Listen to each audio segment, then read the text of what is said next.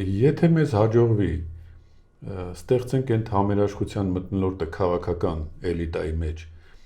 եւ բոլորին նստացնել մի սեղանի շուրջ քննարկենք ուղղակի, թողնենք բոլոր տեսակի ամբիցիաները եւ միասին քննարկենք։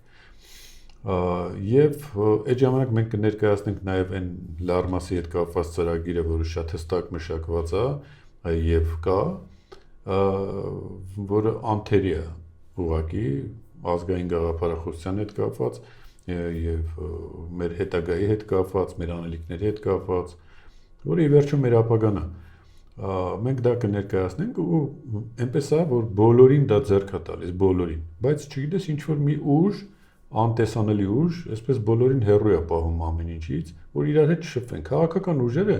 քաղաքական կուսակցությունները իրար հետ ոչ մի շփում չունեն։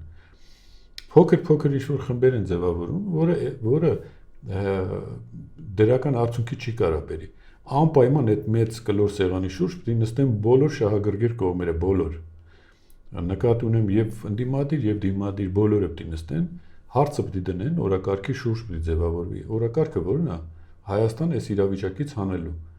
Հետևաբար քայլերը մեկ առ մեկ պետք է հաշվարկել եւ բոլոր քաղաքական ուժերի ռեսուրսը եւ պետության ռեսուրսը պետք է ուղղվի մի ուղղությամբ, որ մենք այս վիճակից դուրս գանք։